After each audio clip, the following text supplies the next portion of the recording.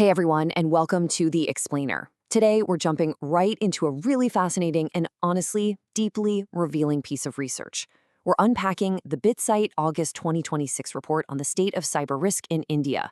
We're going to take a hard look at India's externally measured cyber risk landscape, and we'll see exactly how secure its major industries are right now.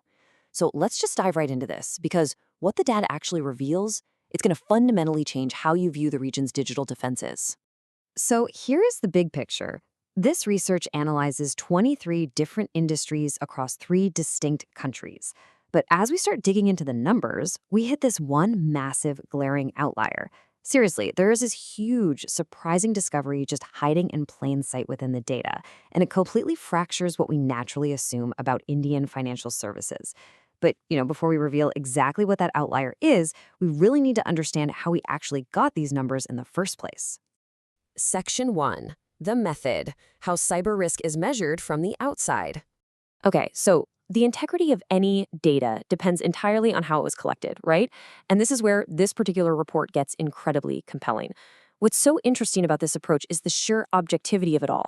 The BitSight security rating calculates risk based entirely on externally observable signals. Now, what does that actually mean? It means there are no internal agents installed, no network access is granted, and absolutely no self-reported questionnaires are filled out. Plus, these are industry-level aggregates. Not a single organization is identified anywhere in the process, which, if you think about it, completely removes that self-reporting bias. It's a pure, outside-in look at actual vulnerabilities. To make sense of the results, we just need to quickly go over the yardstick being used here. The BitSight rating scale runs from 250 to 900. It's kind of like a credit score. If an industry scores anywhere between 250 and 630, they're in the basic tier. That means higher risk. Between 640 and 730 is intermediate, meaning moderate risk. And then the gold standard is 740 up to 900, the advanced tier, representing lower risk. Keep these bands in mind, guys, because they are absolutely crucial for understanding what good and bad actually look like as we explore the rest of this data. Section 2. The triumphs, where India leads on the global stage. Let's start with the good news. India actually has some major cyber victories to celebrate when you compare it to its regional heavyweight peers. Just look at this commanding lead in the retail sector. India secures a really respectable 710, placing it solidly in the upper half of that intermediate band we just talked about. Meanwhile, Singapore sits at 610 and Japan at 600. Both of those fall straight into the basic, higher risk category. That is a massive 105-point lead for India in retail over the average of those two Asian comparators. That's just a definitive win. And retail isn't some isolated success story either. Over in transportation, India posts a 710, outperforming the Japan and Singapore average by 90 points. Credit unions, they are sitting at an incredibly strong 800, beating the average by 85 points. Technology scores a 690, which is a 65-point advantage. These numbers establish a really high baseline of national performance. So in these critical sectors, India isn't just competing, they are literally dominating their regional peers in cyber defense. Section 3. The plot twist. The unexpected gaps in India's armor. Now, as strong as those victories are, a chain is only as strong as its weakest link, right? So we're going to pivot sharply to where India trails, and this really sets up the central mystery of this entire data set. This breakdown perfectly illustrates the divide. When we rank all 23 of India's measured industries, the median score is a solid 680. At the very top, you have these powerhouses like credit union at an advanced 800 and insurance at 770. But check out the absolute bottom edge of the intermediate tier. Down there, tied at 640, you have government and politics, utilities, and, shockingly, finance. Traditional finance sits at number 20 out of 23 industries. Literally only media and telecom are rate lower. The physical distance on this list between India's top performers and traditional finance, it's staggering. Section 4, a house divided, the 16-point internal chasm. This brings us to the most jaw-dropping finding of the August 2026 report. Financial services in India is absolutely not one unified, secure story. When we break down the whole financial umbrella, we start with India's credit unions. Like we saw earlier, they're sitting safely at 800. This is a highly advanced, world-class cyber posture. They're well protected and they're showcasing very low risk. Then we look at India's insurance sector. Now, it drops slightly from credit unions, but it still maintains a very strong, highly secure rating of 770. So both of these sectors are firmly in the advanced tier. Doing great. But then we hit this dramatic drop-off. Traditional finance plummets all the way to 640. That is the absolute bottom edge of the intermediate band. Literally, 1 point lower, and traditional Indian finance would fall straight into the basic higher risk tier. This crucial point is captured perfectly in a quote right from the report itself. 160 points separate the strongest and weakest financial sectors in the same country. Let that sink in.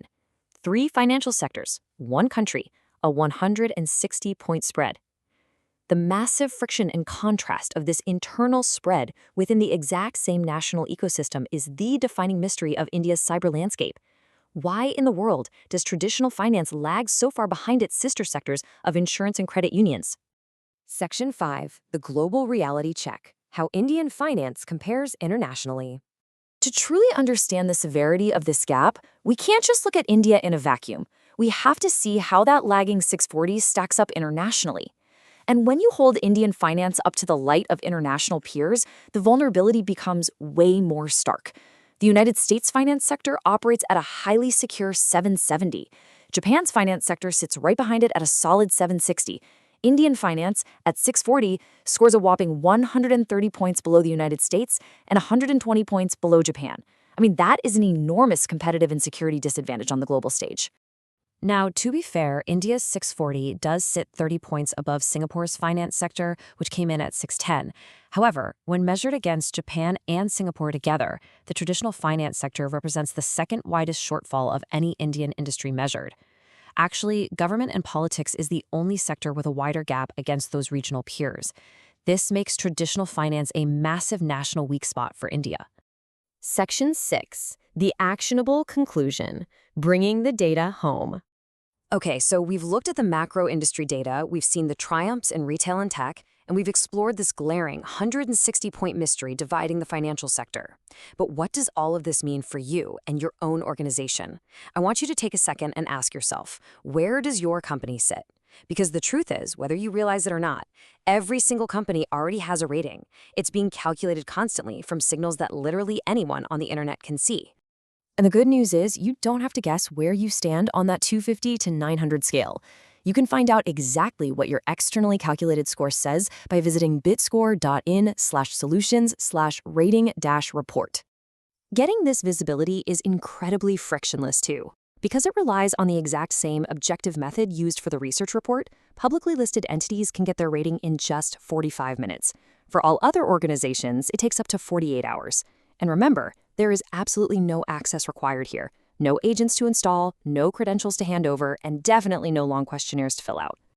As the BitSight report wisely notes, these figures show the size of the gap, not its cause. The data objectively tells us exactly how far traditional finance lags behind those agile credit unions. But it leaves the why entirely up to industry leaders. Is it the heavy burden of legacy IT infrastructure and traditional banking? Is it complex regulatory hurdles? We don't know for sure. The external signals are there, it's just up to us to interpret the operational realities driving this lag. So I'll leave you with this thought. If a massive 160-point vulnerability gap can just hide in plain sight within a single nation's financial ecosystem, what invisible risks are currently dragging down your own score? The vulnerabilities are out there, and they're perfectly measurable from the outside. The only question is whether you'll be the one to investigate and fix your external vulnerabilities before someone else decides to exploit them. Thanks for joining me on this explainer, and stay secure out there.